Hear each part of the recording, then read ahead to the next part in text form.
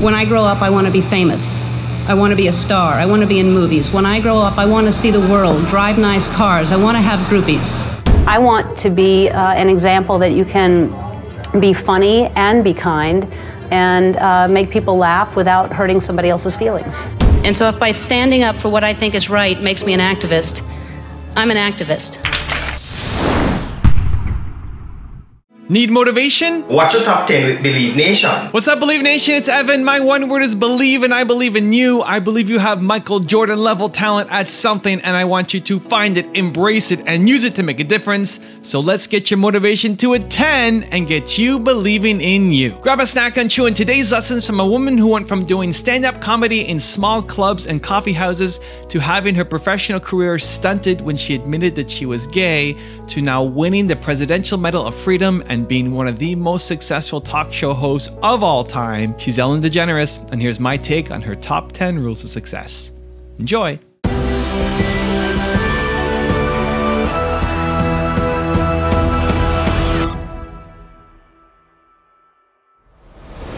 Okay, let's kick it off with rule number 1, persevere. A stand-up comic by trade, she became a household name in the 90s on the ABC sitcom aptly named Ellen. See the truth. I mean, be who I am. I'm 35 But in an years old. unprecedented so and afraid to honest tell move, people. I mean, she put it all on the line. Susan, I'm gay. Her on-screen character coming out. And a real-life parallel with this 1997 Time magazine cover. When you're gay and you're successful in this business, your whole team says, don't rock the boat, keep it down. And I just thought, you know, what's equally as important as my career is living my life without shame. And so I just wanted to get rid of the shame. But at the time, she was taking a huge risk. Within a year, her audience walked away. Her show canceled. It would be 3 long years, she says, before anyone would return her phone calls. The fear is that you lose your career, and it turned out I did for a while. And 3 years seemed like forever. It seemed like I didn't have any money left, I wasn't getting any jobs, I didn't have anything. And yet, like Dory, you persevered. Yeah. She didn't just persevere, she thrived, playfully joking her way into hosting the Oscars, nearly breaking the internet. Nice. Rule number 2, live your life with integrity. When I was younger, I thought success was something different. I thought, when I grow up, I want to be famous.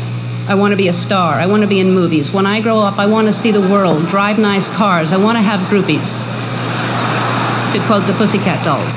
How many people thought it was boobies, by the way? It's not, it's groupies. But my idea of success is different today, and as you grow, you'll realize definition of success changes. For many of you, today, success is being able to hold down 20 shots of tequila. For me, the most important thing in your life is to live your life with integrity and not to give in to peer pressure to try to be something that you're not. To live your life as an honest and compassionate person, to contribute in some way. Rule number 3, be authentic. A lot of people in the audience, including myself, are content creators here at YouTube. And I just would like to ask you all what advice you'd like to give us with building our careers. I would say authenticity. I think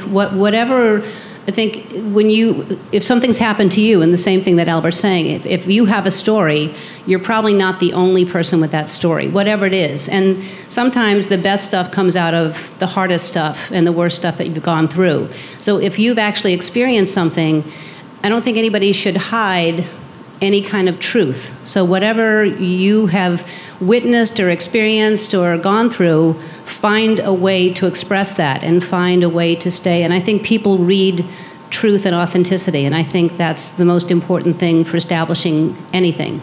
Rule number 4, care about your fans. You're in front of an audience all the time.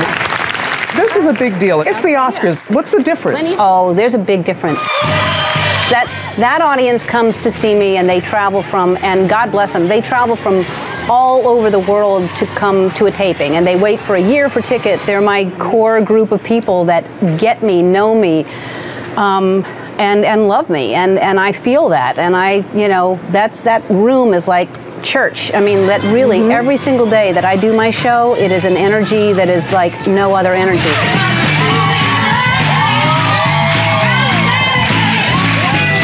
The way way you are with your audience is unlike, I think, anything I've ever seen. I mean, they really feel that they are a part of the show. Yeah. Yeah, they are. I mean, this is our 11th season, and when we started building the studio, it was really important that the audience was comfortable. And it was really important that they were not in the dark, that they were lit, because they're part of the show. It's not a spotlight on me. Of course, my lighting is better. I'm a cover girl. I have to look good. But it's still bright enough that they're part of it. Rule number 5, my personal favorite, stand up. Why did you think it was necessary for you to come out? You know, you've read some of the mail. People say, so if you're gonna, why not just let that be your business? Why was it necessary for you to come out, tell the public? Why was it necessary for the character to do so? Because it's okay. Because it is okay. I did Oprah's show, I did the cover of Time magazine, and I did a Diane Sawyer interview. That's all I did. That's all I planned on doing. But because it became such a huge cultural thing and 45 million people watched it, and then people all around the world talked, and then an article was written, and then another article was written, and then an article was written on that article, and then everybody got so sick of it, it got to the point where even Elton John, who I'd never met in my life, Elton John said, "We know you're gay, shut up and be funny." And I was like, you can imagine how much that hurt me, because I was like, I don't even know. I hadn't even said anything. I'd done 3 interviews. It's funny because all along that was my biggest fear, is that it was going to get canceled. And I was not told that it was canceled. I was told through an assistant who read it in the trades. It's no different than adultery. It's no different than, robbing, stealing, lying, cheating. We all have things that are wrong with us, and we all do things that are wrong. That's you saying that it's wrong. Look at all the millions of gay people in this country who don't think that being gay is wrong. So we should accept it, though? Why? Then it was all kinds of other lessons of learning what it's like to not be loved and to be the butt of everybody's joke on television and in magazines. And so I had to learn what that feels like, to not let things like that get to you. I never wanted to be an activist. I just wanted to entertain people. I just wanted to make people feel good. I remember the first letter I got where somebody said I saved their life, that they were going to kill themselves, and that they didn't because of what I did. But since I've witnessed the discrimination and the double standards and heard about the statistics for gay teen suicides, I've had to rethink that. And so if by standing up for what I think is right makes me an activist, I'm an activist.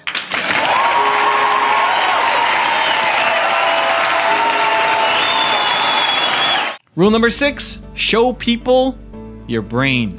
Follow your passion, stay true to yourself, never follow someone else's path unless you're in the woods and you're lost and you see a path, then by all means you should follow that. Don't give advice, it'll come back and bite you when they ask. Don't take anyone's advice. So my advice to you is to be true to yourself, and everything will be fine. And I know that a lot of you are concerned about your future, but there's no need to worry. The economy is booming, the job market is wide open. The planet is just fine. It's going to be great. You've already survived a hurricane. What else can happen to you? And as I mentioned before, some of the most devastating things that happen to you will teach you the most. And now you know the right questions to ask for your first job interview, like, is it above sea level? So to conclude my conclusion that I previously concluded in the common cement speech, I guess what I'm trying to say is life is like one big Mardi Gras. But instead of showing your boobs, show people your brain. And if they like what they see, you'll have more beads than you know what to do with. Rule number 7, just keep swimming. So my question to you is, in Finding Dory, one of the mantras for me was just keep swimming, which is, I'm a plus-size health and fitness motivator, so I help women like me start and re-engage in fitness. So to me, it's about the journey, embracing the journey, just keep moving. No matter what happens, just keep going while loving who you are and the body you're in. So what I'd be curious to know is, what is your life lesson coming out of Finding Dory? Did you have that moment, that just keep swimming moment, that really stood out to you? Well, my life is, that's my motto as well. No, it's my motto. I think, okay, it's yours, yeah. And I'm now... We'll share. So sorry to now steal it from you. Second lawsuit. Oh. I'm aggressive. Well, it was kind of like my motto. It wasn't completely my motto. Because I think if anyone knows my story, it is I had to just keep swimming. My life has been a lot of challenges and a lot of different curves and roadblocks, and so I think that's a great. I didn't come up with just keep swimming, but it has turned out to be something that a lot of people can hold on to and use in their life. And so I would say just everything. I think I am so blessed and lucky that that's part of my character, that I get to say just keep swimming for whoever you are and whatever you're going through. Rule number 8, be kind. Most comedy is based on getting a laugh at somebody else's expense, and I find that that's just a form of bullying in a major way. So I want to be an example that you can be funny and be kind and make people laugh without hurting somebody else's feelings. Rule number 9, give. The greatest thing that I can do is look out and see people smiling and hear stories that I make people's days better, that I make them happy, and that makes me happy. There's no better feeling than to give something away. I get so much from my audience, I get so much from the show, and it's the best thing in the world that I get to give back. I just want to say thank you, because for 5 years you've been my chemo buddy every night, and you've helped me go to sleep with a laugh, and I just thank you from the bottom of my heart. So as she continues to give love and hope to these people, she receives love and hope for herself, and helping to begin to restructure and redesign the kind of life that she wants. How you doing? Oh, I love you too. I love you too. I've learned that you have to give back, and I think most people get into this business to become famous and to become rich and successful, and then hopefully you grow as a human being and you gain a little depth and perspective, and you realize that it's more gratifying to give back and to help people and to, just to be a positive influence than to just be successful. And rule number 10, the last one before a very special bonus clip, is have fun. I'm gonna hug you.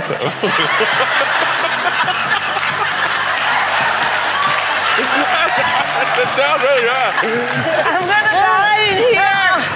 I can't do this. Wait, because tell them to cut.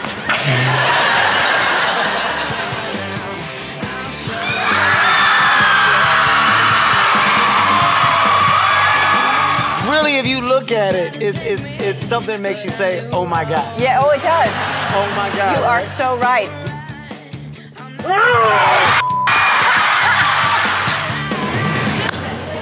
Oh, that's your, I thought that was your back.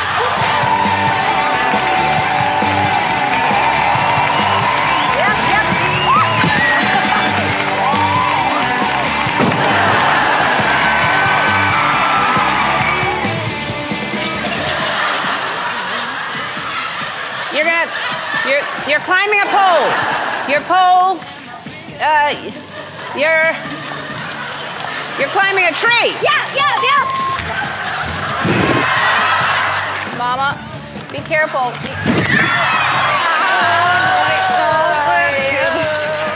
a good stretch. In your purse, there's scissors. I would like, and just start chopping some. Thank you. All right, put it in your mouth. Put it in your mouth and chew on it.